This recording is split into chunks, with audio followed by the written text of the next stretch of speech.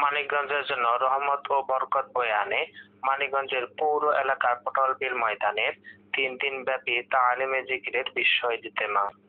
এই ইজতেমা শুধু মানিকগঞ্জের জন্যই নয়, সমগ্র বাংলাদেশের জন্য আজাব আর গজব থেকে বাঁচার উসিলা হিসেবে কাজ করে।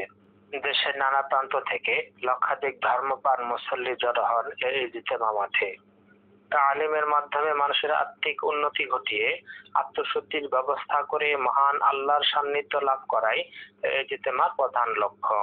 ইজতেমার লক্ষ্য উদ্দেশ্য হচ্ছে চিশতিয়া সাবিয়া তরিকার 21টি সবকের মাধ্যমে আধ্যাত্মিক মহাসাধনা।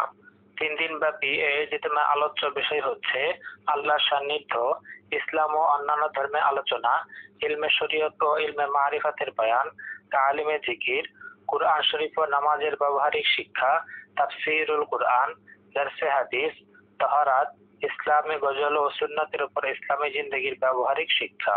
ইজতেমা পরিচালনা আখেরি মোনাজাত করেন অধ্যাপক মোহাম্মদ আজহারুল ইসলাম সিদ্দিকী সাহেব রহমতুল্লাহ আলাইহির প্রধান খলিফা, বিশিষ্ট ইসলামী চিন্তাবিদ, দার্শনিক, অন্যতম চিকিৎসা বিজ্ঞানী ও গবেষক হযরত মাওলানা মুফতি ডক্টর মোহাম্মদ মনজুরুল ইসলাম সিদ্দিকী সাহেব দামাত বরকাতুহুম আলিয়া।